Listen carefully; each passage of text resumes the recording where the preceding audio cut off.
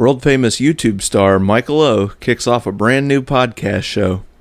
Tech products are a package deal that people often overlook, and I dabble into politics. Oh boy. I'm Michael O, and this is The Mo Show.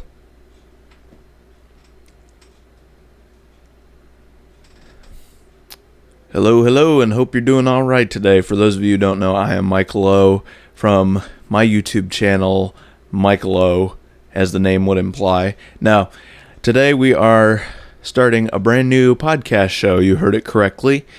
And of course, this is The Mo Show, as I just told you. But what is this show exactly? Well, I figured since everybody else has a podcast show, I might as well not be left out of that. And it's an interesting experience, to be honest with you. You might think it's the same thing. For those of you who have never seen any of my videos before, this is the set per se. This is my office where I record all my videos. So this is very familiar to those who have already been to my channel and subscribed. Which, if you never have, I hope today is your first day to do that. But the point is that this is different from normal YouTube videos, in that this is a lot more simplified, I guess. YouTube videos are more of a production. There's a lot of editing, there's a lot of recording strategies, there's a lot of mixing and such and so forth, sound effects that I might add, video filters. None of that's going to be happening here on The Mo Show. The whole point of this, and if you read the description of the podcast show, it's 3 words: Michael O unedited. Michael O, that's my name, and then unedited. I'm not going to be editing any of this. Now, I was going to make this as simple beforehand when I was brainstorming and thinking this whole show up. I was thinking about just not even doing a video show, but I decided to, since I already have the account, the channel for the Mo Show put up already, I figured I might as well give people that don't listen on the popular podcasting platforms. So try saying that 3 times fast. The popular podcasting platforms, I decided to give those that aren't on those a chance to view the show on YouTube. So we're going to make a video show as well. It's nothing special, nothing fancy, no effects, really bare bones, but it's fine because editing, for those of you who don't know, takes a lot of time and effort and a lot of creativity as well. It can be fun, but it also eats up a lot of your time. And if you've never done that before and you just see the final production, you're probably thinking, oh, what's the big deal? You just cut here and throw a video effect here and add a sound effect here. How hard can that be? Once you get finished mixing everything and lining everything up in the final rendering and then uploading and processing and posting, you're going to know exactly what I'm talking about and just how tiresome that can be. And so this is rather simple. I'm here. Pandy's here. I have my cup of coffee, which I will occasionally drink throughout the episodes. I also have my, this is off camera, but I also have my iPad over here for my notes. And if you see me trying to look something up or research something on the show, then that is what I'm looking at. And I have a backup water bottle for when my coffee cup runs dry. So I am indeed a coffee drinker. To tell you a little bit more about myself, I am a coffee drinker. I'm not necessarily addicted to it. I do enjoy caffeine. Really, the cup of coffee is just my morning procedure, my morning routine of waking up. And notice I said cup of coffee, not cups. I don't drink a whole lot of coffee. I drink 1 cup every morning, and that's all I need. And I do that on purpose. I have been tempted before to drink several cups continuously, but I decided against that because I know what's going to happen is I'm going to get the 1 cup of coffee is no longer going to be effective anymore once my body's like, hey, there's more where that came from. And then next thing you know, I'm stuck on 4 or 5 cups a day, and if I don't, then I'm not going to be able to pluck myself out of bed. So we're just going to stick to 1 cup, and that's going to do it. But I do enjoy a good cup of coffee. I enjoy energy drinks as well, by the way.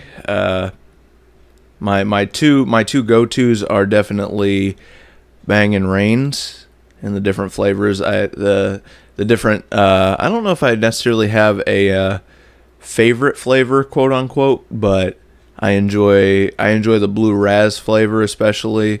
Watermelon Warlord, I believe that's Reigns, is pretty good. Mountain Dew Energy has a couple good ones. So I have drunk a couple of. I think there's this one called Zoa as well that I tried. It was all right.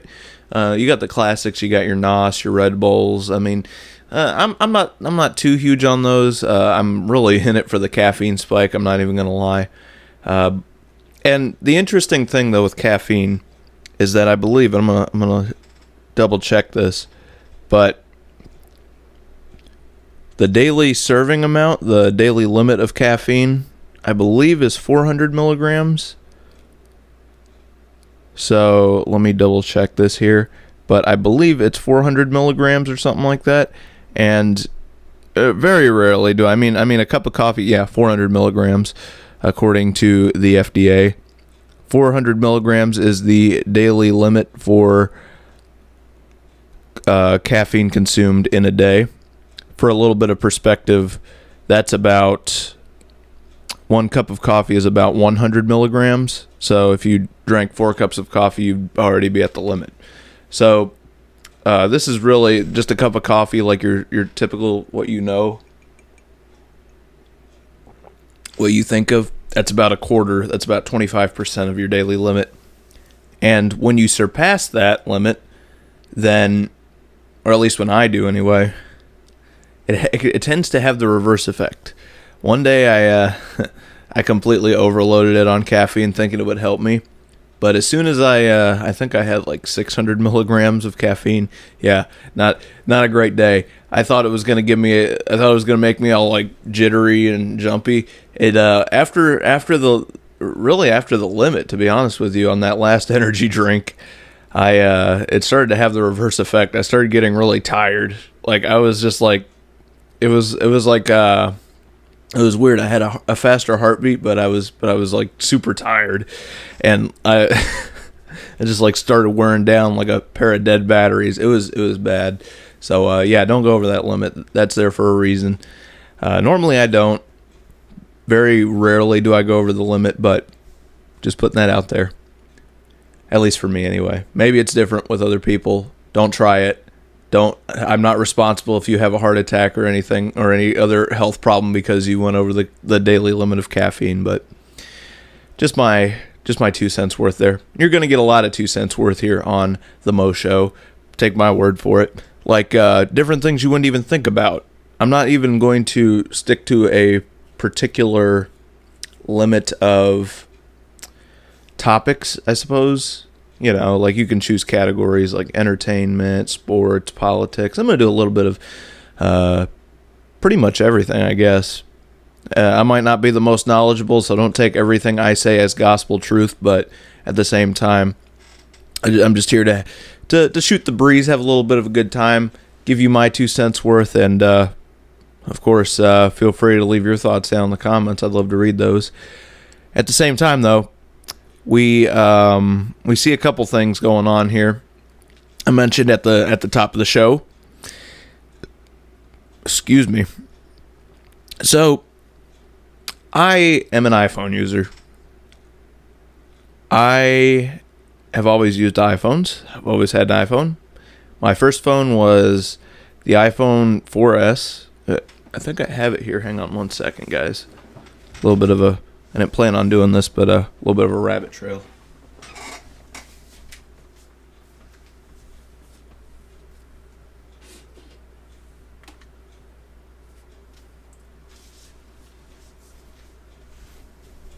Okay. All right. So, my first phone was an iPhone 4S. Man, I don't even know how I thought this was a big screen at any given time, and but I had the iPhone 4S, the white one. I think this was the basic 16 gigs. I always ran out of storage. And oh, look at that. For those of you who can't see, it's got a headphone jack and the really annoying 30 pin adapter on the bottom as well. That's very bulky, and the charger always broke. So this is ancient. This is it still works. I could still turn it on right now. I'll show those of you that are watching. I mean, just hopefully it's not dead. Actually, now that I think about it, it might be dead. I think it's dead. Okay. Anyway, and then after that, I had an iPhone 6S. This one, the rose gold, baby. Gotta love it. Actually, later I upgraded to a space gray one, but that's somewhere. So the iPhone 6S, which once again, it's a little bit better. When I say a little bit, I mean a lot better than the 4S, but still, I still don't know how I considered this to be a large screen back then. Anyway, and then I don't have it. I actually sold it to a friend, but I had a iPhone XR after that, and yeah, like I said, I sold that to a friend, and because I needed money to buy my current phone, which is an iPhone 11 Pro Max. And so, as you can see, I've always been an iPhone user, but I've kind of cycled through different other things you would use with it, I guess, accessories you might say, or side-by-side products. Okay, for instance, right now I have an Apple Watch. You can see here. This is the first SE. Yeah, but this is the bigger one. This is the 44 millimeter model. And before this, I had... So, okay. Back when I was a kid, I would go to the Walmart, the watch section at Walmart. You know, I mean, it's not a fine jewelry store, but they do have some watches there that are decent. And then they have the ones behind the glass and then the little rotating case that are like $40-50 that have a lot more features, like the Timex ones. But it's not really a watch specialty store or anything, and I didn't go there for that. I went there for the $5 watch bin, the little digital ones I used to have. You could go to the bin and find a watch with time, date, alarm, stopwatch, and sometimes a timer. Yeah, and it was okay, and they were waterproof too, which was nice. You could take them in a swimming pool with you if you wanted to, which was nice. I think I took it off whenever I did, but you get all that for $5 just out of the watch bin. Nothing special, just does what you need it to. It's a beater. You break it, you come back, you get another $5 Walmart watch. That's how it worked. And now I don't think I've seen any that are that same style. It's still the same style. I mean, nothing's really changed with that. And they're like $12 now. I'm like, oh my gosh. So, but that's what I used to do. And then I decided, you know what? I want to get into a smartwatch. So I made the mistake of going on Amazon and finding I think it was a $20. It was, I do know what it was actually. It was the DZ09. If you want to look it up on Amazon, let me see if it's still on there. It was like $20 on Amazon, but it was a very cheap China Android smartwatch that connected via Bluetooth and some weird sketchy app that was only available on Android. So if that tells you anything, you couldn't get the app on an iPhone. You had to go on Android and find it. Let me see if I can find it. Yeah, the model number is the DZ, the letters DZ and then 09. And yep, here it is. I see it here. It's man, $19.99, baby. Yeah, it wasn't terrible for $20 for what you got. But in the grand scheme of things, looking back, I'm like, okay, that was not a great idea. I'll show you the glare. There, you can see it. So, $19.99 on Amazon, and yeah, it was pretty sketch. It didn't even tell you like the battery percent. It just gave you like the old school flip phone, the little battery bars. It's like, oh well, I know around what I'm at. I'm between what would it be, like 66 and 100%, or I'm between 33 and 66, or I'm almost dead. I'm between 0 and 33. Who knows? It could be anything. And yeah, that wasn't great. Don't buy that. In case you're wondering, don't buy that. And then after that, I got what was called the Xiaomi Mi Band 5, I believe it was. It was more like a Fitbit style. It was like a thinner design. It had a very basic screen, and it was more oriented towards like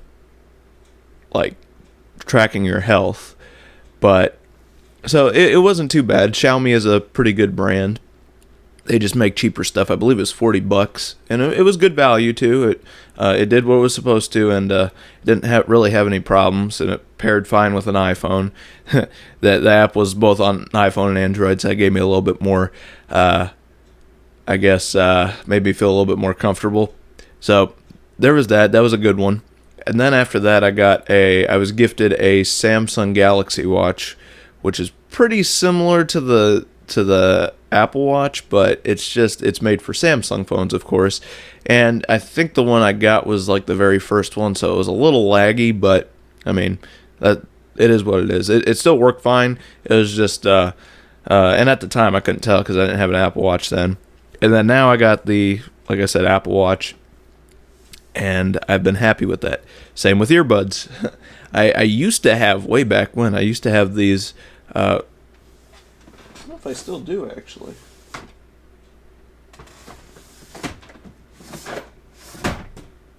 I might still have them. Is that them? Yeah, here they are.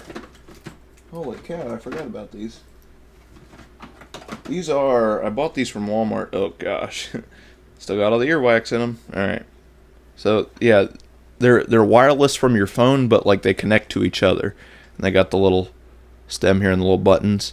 And they do have a microphone built in, and they're magnetic, so that's kind of cool, I guess.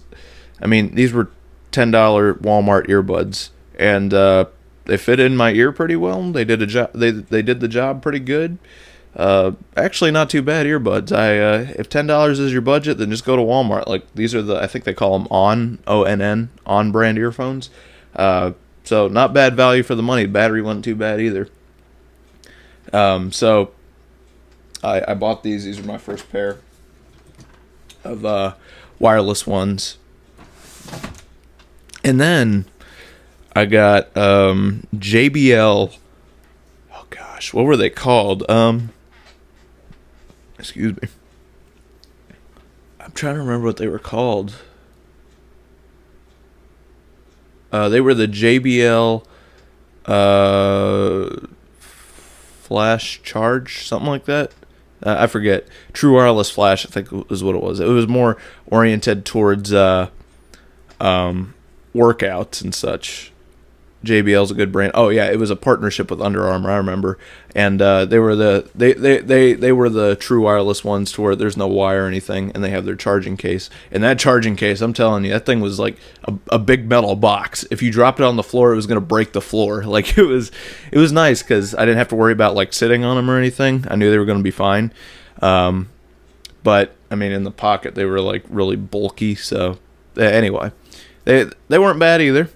And then after that, I now have well, actually, I had the first generation AirPod Pros, and then I just recently got the second generation ones, which they're pretty similar. I think, let's see, I'm trying to think. Just off the top of my head, there's a speaker on the case, so you can ping the case if you lose it. There's a lanyard loop. There's and the noise canceling is pretty good, actually. I was impressed.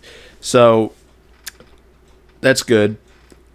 And yeah, so now I'm on the AirPods, and I have been very happy with the I love my first gen ones, and then now these ones are an improvement on that, so that's good.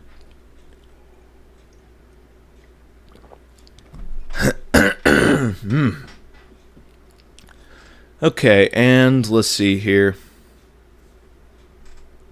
And last but not least, my tablet devices. So I already mentioned that I have my iPad, which I'm looking at right now over here. So my first tablet was a Samsung Galaxy Tab A 8.0. 8.0 was an 8-inch display, and from 2015, it was given to me, so no complaints. But it if you know anything about Samsung's budget tablets, yeah, not great, not terrible, but not great either. So Samsung loves to make them some budget tablets that are real cheap, and they work fine at first, but then as soon as the as soon as new updates start coming out, and not only for like the apps and stuff on it, and then also for the system, then the performance is like pew, and then it just starts. It's just overloaded. It can't handle new updates, even though they're trying to force the updates onto them to make it still relevant. So it's fine if you're going to use it for like a year or two and then throw it out, but beyond that, I wouldn't really rely on it. Then I got a Samsung Galaxy Tab S4, which I still use to make YouTube videos. For context, that was like the top end tablet, the flagship, if you will, from 2018. And the thing about those is when you buy them used, they're a little bit more worn because, I mean, it's been around since 2018. The battery's going to start to slowly degrade. It's not bad because it's a tablet battery, so it's a bigger size. And I think that one was like a 10.5-inch screen. And it wasn't a bad tablet. I mean, it had a little bit of wear and tear, but overall in good condition. I still have the S Pen and everything with it. It works great. Nothing really wrong with it. So, yeah. If you're looking at buying either a budget cheap tech from now, or like something used, it's a little bit older, but it was like the flagship from that year. For example, just kind of off the top of my head, if you see anything from Samsung that's like the Galaxy A or the Galaxy Tab A, usually that means budget. Whereas if you see Samsung Galaxy S or Tab S, then that's more of like the top end stuff. It's going to be more expensive when it first comes out, but it's going to last a lot longer because it's built better. It's got the better stuff, which is why this has lasted and held up better than the budget one I had did. And then now, of course, I have my iPad, which I still have the S4. I sold the Tab A. I still have the Tab S4 because I still use it, and it still holds up fine. But my iPad is my go-to. I mean, I put this on my phone plan. I do have a cellular line on this, so I have 5G wherever, and works great. I love it. The point I'm trying to make with all this, I've been rambling on, which is fine because it's a podcast show, so I can ramble. I'm allowed to.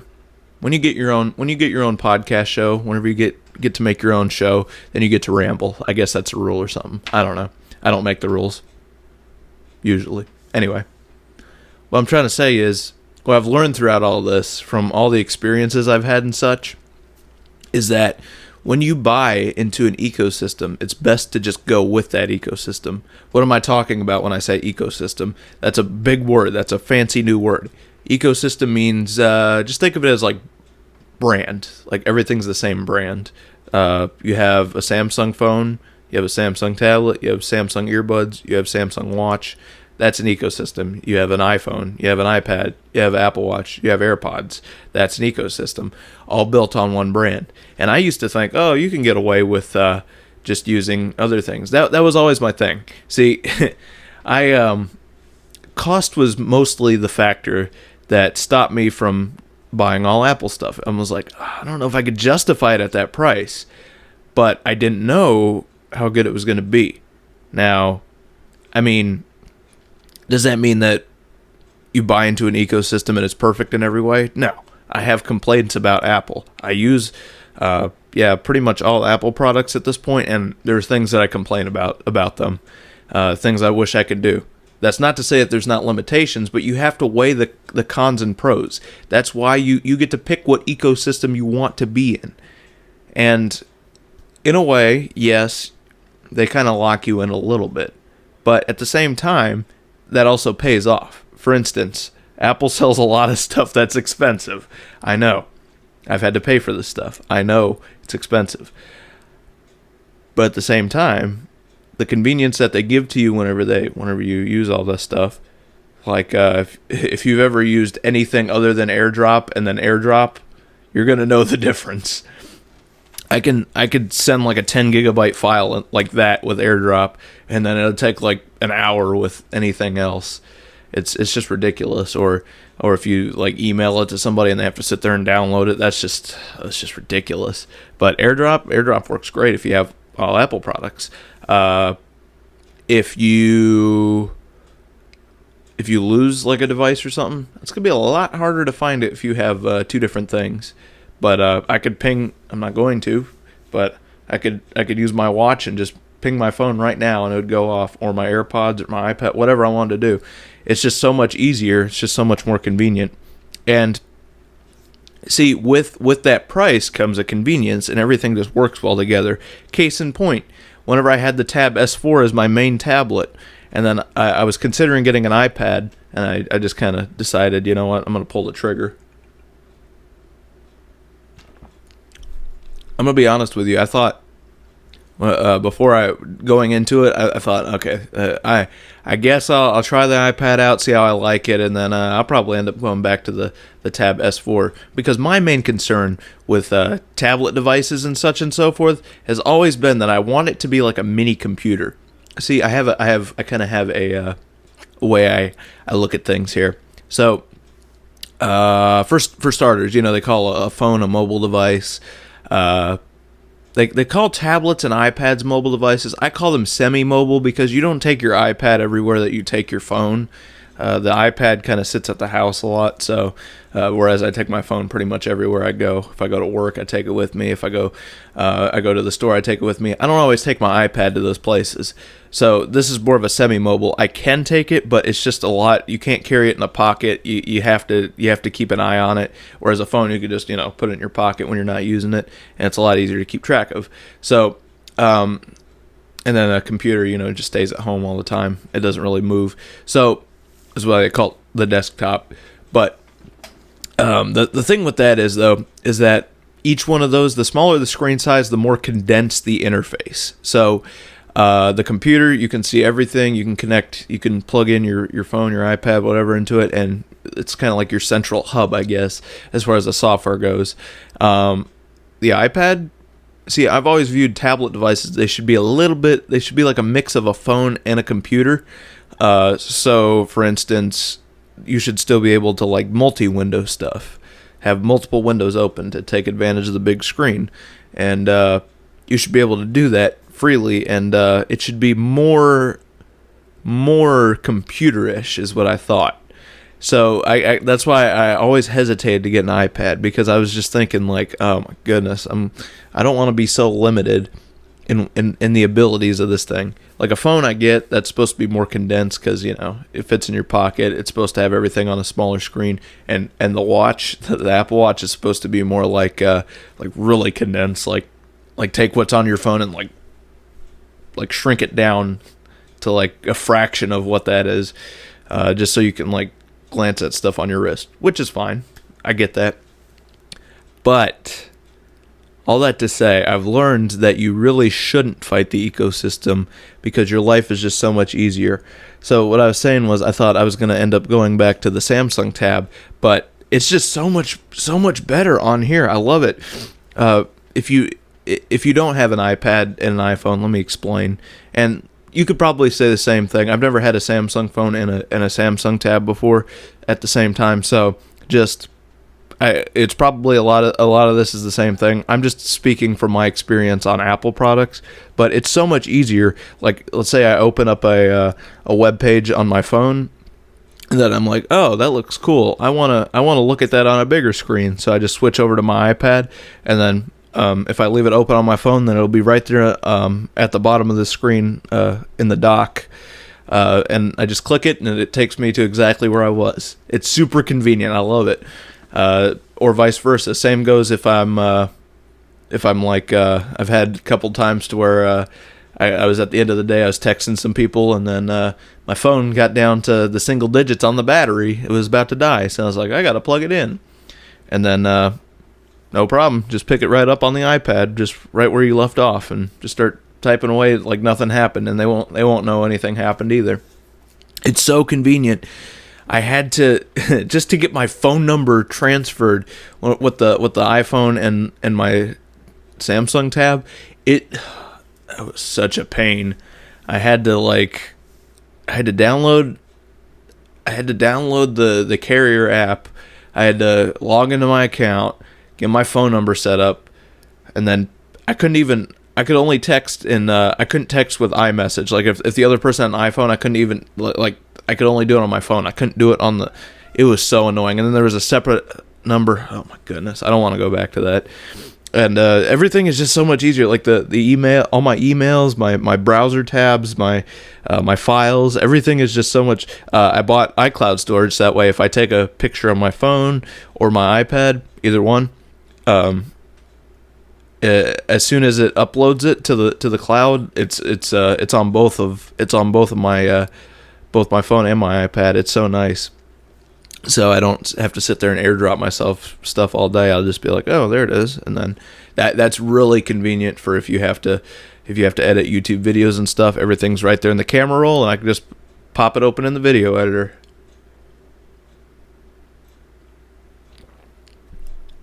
So maybe you don't have all the money in the world to be spending, and I'm not even saying that you have to necessarily go with Apple products either. I'm just telling you what I've enjoyed using. These are the devices of my choice, and I like what I've seen so far. Maybe you want to get into the Samsung or the Google ecosystem. Maybe you want to get into some other brand that I haven't mentioned. That's fine. But my point is that you should just go with the ecosystem, because it's going to make your life so much easier. Unless you got all the time in the world to sit there and mess with all the stuff that I've talked about, getting your phone number hooked up and stuff, then it's just more worth it to get into an ecosystem. Just take your pick. Go to a phone store, go to Best Buy, and just start browsing. See what phone you like best, or wherever you want to start. Phone, maybe a tablet device, and say, okay, I like this, so let me try. This Samsung tab's pretty nice. I like what I see here. Let me find a Samsung phone. Okay, great. That looks great, and it's just going to be so much more convenient. That's what I'm telling people now. Just get into an ecosystem. Life's too short. All the conveniences are there for you. Apple, Samsung, Google, all these companies have already built it for you. Just buy into it and enjoy it. Not that you have to have the latest devices. I certainly don't. Excuse me. I certainly don't have the latest devices, but these tend to age well. These devices, these well-made ones, I really don't buy any other Android except Samsung at this point, just because that's the brand I trust. I've seen them growing up, and I've never really had too many major problems with them. Maybe a glitch here and there, but I mean every electronic you use is going to have that. So not really too bad. So I don't mind Samsung, but just find one you like and start going from there. Just start slowly buying stuff, or ask for Christmas or birthday presents for them. That'd be great. And don't fight the ecosystem. That's what I've learned. Don't fight the ecosystem. It's not a good idea. And really, it's just. It's been a learning process for me. I've had to learn different things along the way. I've had to do different things different ways, and I'm gonna finish this cup of coffee. It's interesting. There's two types of tired with me, to kind of switch topics here. There's two types of tired with me. There's like waking up tired in the morning. And then there's like winding down, batteries are dying, tired at night. And I do better recording stuff when I'm waking up, because then it's just like, oh, the brain's getting working, I'm getting new ideas. Whereas at night it's just like, it's like low battery, and then you just, and then I'm just like staring into the camera like a deer into the headlights. I'm just like, what do I do now? Although it's weird because I'm not really a morning person by any means. But this seems to work better for me, so I might just go with it. Plus the cup of coffee helps too.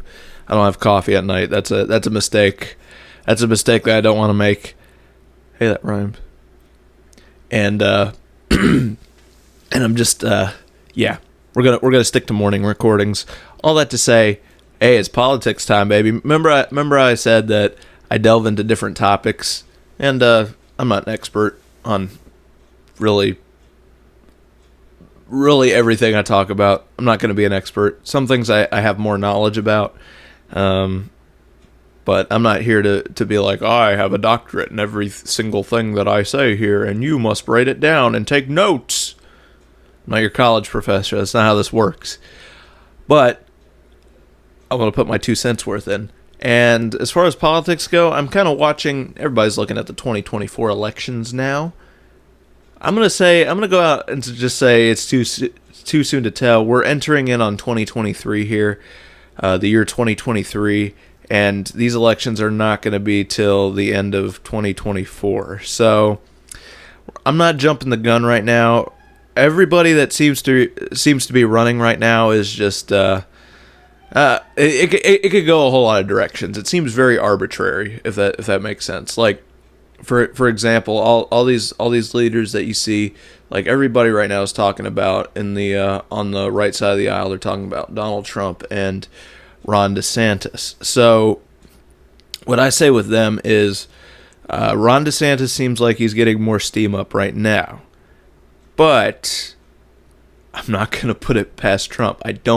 I'm not dismissing him. He's a very smart businessman, and he's done things before that nobody expects. So I'm not going to be surprised if he does it again. I'm not going to pretend like he doesn't have a trick up his sleeve that couldn't work. I do have my opinions on him, just like everybody else in this country does, but at the same time, I'm not going to count the chickens before they're hatched. We still have a long way to go.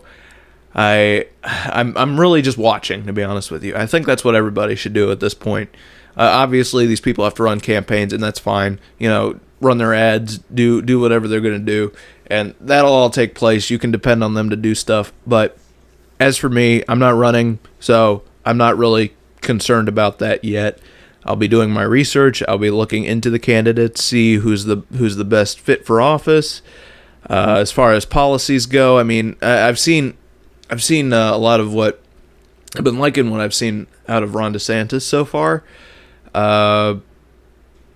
Donald Trump, I mean, he was a great president, but I do have some things I think about him with really the 2020 elections. I don't think we should be making a huge deal out of January 6th. Was it a good thing? No, it was not a good thing. But at the same time, he didn't go out and tell them to riot in his speech. He didn't. He told them to go out and peacefully protest. I don't know how you take that as, well, he's telling them to kill people or to riot. I mean, okay. Anyway, I'm just gonna say, a peaceful protest is not against the law if it's done correctly. Now, the people that actually went into the Capitol and did, excuse me, I seem to have a bubble in my throat. Sorry. The people that went into the Capitol building and did what they did, caused the issues that they caused, should be prosecuted, but at the same time, people are treating them like they're the worst people, that they're the most terrible human beings on the face of this planet, but they're not. Okay, I mean, for goodness sakes, they went into the Capitol building and did like a live stream. Basically, they were like, "Whoa, we're doing our next quest, guys. Come on now." And also, let's not forget while we were all locked up for COVID, let's not forget some of the Black Lives Matter riots. Okay, I'm just putting that out there. That was a thing that happened too, and yet people want to forget that so quickly. Mostly peaceful. Look at the building falling behind me. Nothing to see here. Probably everything's fine. You're asking me not to believe my own two eyes here. It's just like, you think people are stupid? You think people don't see what's happening here? You think we don't have eyes? You think we don't have retinas? We can't see what's been taking place, and then you're just gonna be like, well, look at this over here. This is terrible. Yeah, it's not great, but neither is the summer of 2020 BLM riots. Those aren't great either. Let's keep everything in perspective here, and try to use a little humility here as well. Keep everything in view, because like I said, people have eyes, and they have a memory that lasts longer than that of a toddler. They remember these things that happened.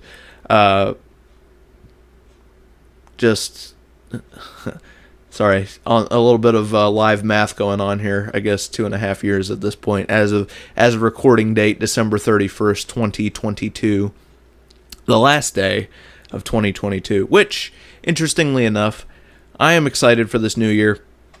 I'll say this here before I wrap up today's episode, but I am excited for this new year, and there are things that I'm going to be working on.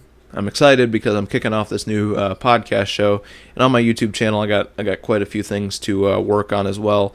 As far as personal goals, I'm still mapping those out. I'm going to be looking at those later today, but I'm excited for the new things that are yet to come this year. And really, my biggest thing here is that I still have a lot to learn. There's a lot I'm going to learn through this year, just like there was a lot that I learned last year. And interestingly enough, I really, especially with my YouTube videos, I thought, and there'll be a video on my main channel, go check it out. But there was really at the beginning of 2022, I thought, you know what, I thought I knew everything there was to know. I was like, with enough ambition, I can just plow my way through it, right?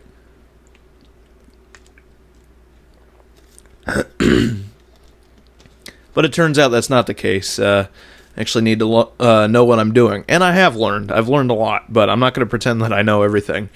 And I still have a lot I can learn. I'm going to leave the door open for learning, as we all should. And we can set goals, that's fine. But let's be realistic about those goals, for one. And then for two, let's not pretend like we know all there is to know about those goals. Maybe there's something better we can do. Maybe we can do those goals and then be like, oh, hey, I didn't know this. Let me try and work on this a little bit more. That's something we can all do, as I'm sure we will. Throughout this new year, I will be setting some goals later, as I hope you will be too. And I also hope that you're going to hit the subscribe button, because this is your first time watching this show. I know, because it's the first episode of the Mo Show. So it's been a great first episode. I have a lot of hope for 2023 and for the show. I hope that you'll stick around and also leave a good rating as well. That'd be great. I'd love to read that. And I will see you around for episode 2. Ciao.